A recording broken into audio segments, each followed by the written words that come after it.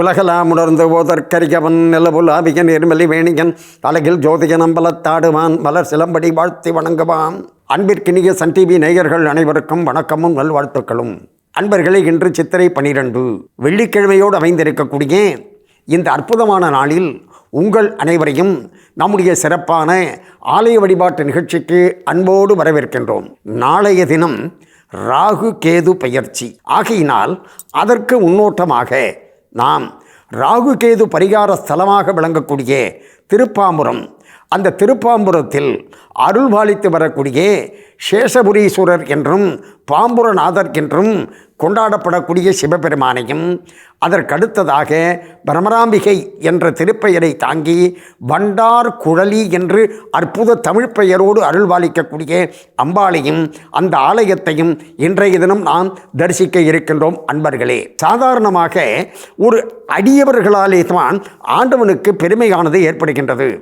அந்த அடிப்படையில் இந்த ஆலயத்தில் இருக்கக்கூடிய இறைவனையும் இறைவியையும் ஞானசம்பந்த பெருமானும் அப்பர் சுவாமிகளும் அதற்கடுத்ததாக சுந்தரமூர்த்தி நாயனாரும் பாடியிருக்கின்றார்கள். ஞானசம்பந்த பெருமான் அற்புதமாக இந்த திருத்தலத்தை பற்றியே அப்படி பாடுகின்ற பொழுது இங்கு இருக்கக்கூடிய இறைவனை பற்றி சொல்கின்ற நேரத்தில் பாம்புர நகரநாதரே என்று அழைக்கின்றார்.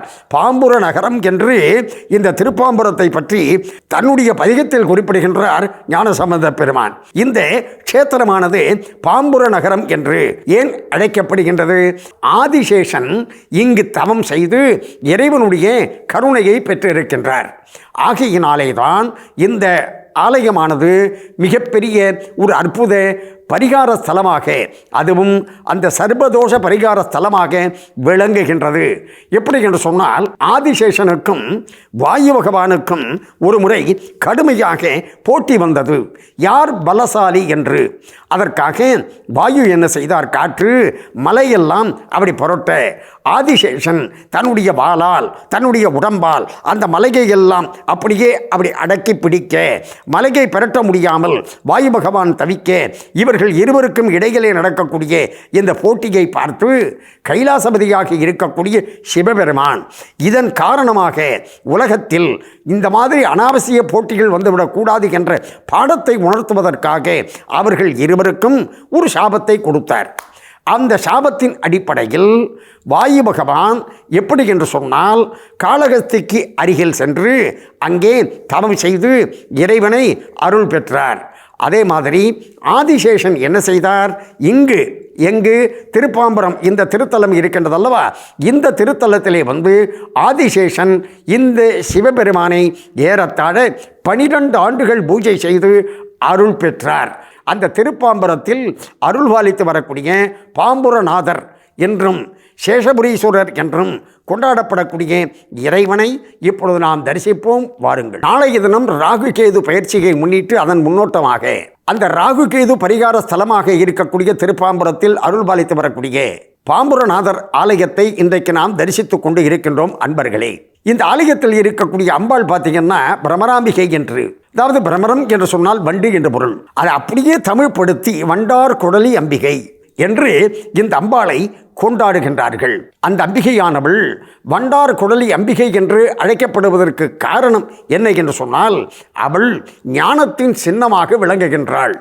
ஆகையினாலே தான் அந்த அம்பிகையினுடைய கூந்தலுக்கு அவ்வளவு மனமானது இருக்கின்றது என்று நாம் உணர்ந்து கொள்ள வேண்டும். அன்பர்களே, இந்த ஆலயத்தில் இருக்கக்கூடிய ராகு பகவானுக்கும் கேது பகவானுக்கும் பக்தர்களுக்கு அனுகூலத்தை செய்ய, அதாவது நல்லதை செய்ய அருள் செய்தவள் யார் என்று சொன்னால் இந்த அம்பாள்.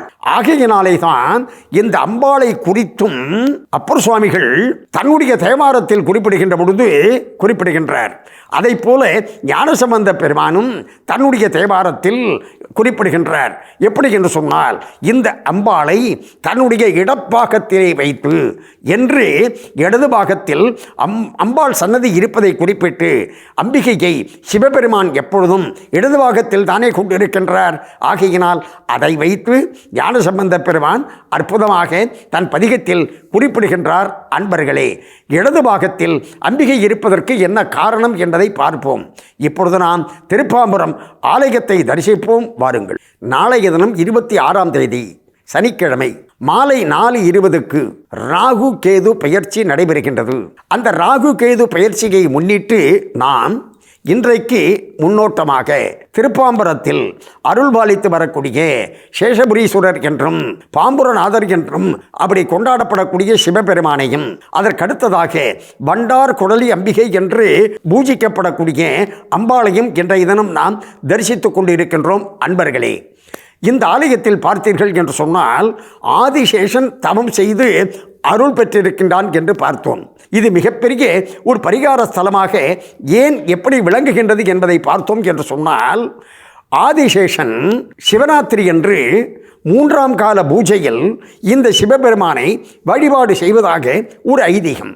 சிவராத்திரி புராணத்தை நாம் எடுத்து பார்த்தோம் என்று சொன்னால், அந்த சிவராத்திரி புராணத்தில் ஆதிசேஷன், அதாவது அந்த நாகமானது குழந்தையில் இருக்கக்கூடிய நாகநாதரை முதல் காலத்திலும் அதற்கடுத்ததாக 2வது கால பூஜையின் பொழுது திருநாகேஸ்வரத்தில் இருக்கக்கூடிய அந்த நாகேஸ்வர சுவாமியையும் 3வது காலத்தில் இந்த திருப்பாம்புரம் என்று கொண்டாடப்படக்கூடிய இந்த திருத்தலத்தில் அருள்பாலிக்கக்கூடிய சேஷபுரீஸ்வரரையும் 4வது காலத்தில் நாகூர் திருத்தலத்தில் அருள்பாலிக்கக்கூடிய நாகநாதரையும் அந்த சிவராத்திரி என்று வழிபாடு செய்து அருள் பெற்றதாக சிவராத்திரி புராணமானது சொல்கின்றது.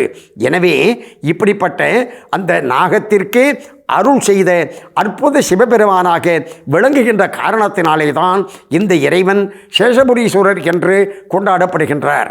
இந்த அம்பிகையானவள் சிவபெருமானுக்கு இடது பாகத்தில் அப்படி இடம் கொண்டதற்கு என்ன காரணம் என்பதை நாம் சிந்திக்கின்ற பொழுது, சிவபெருமான் தன்னுடைய இடது கையிலே அடி சூலாயுதத்தை வைத்துக் கொண்டிருக்கின்றார்.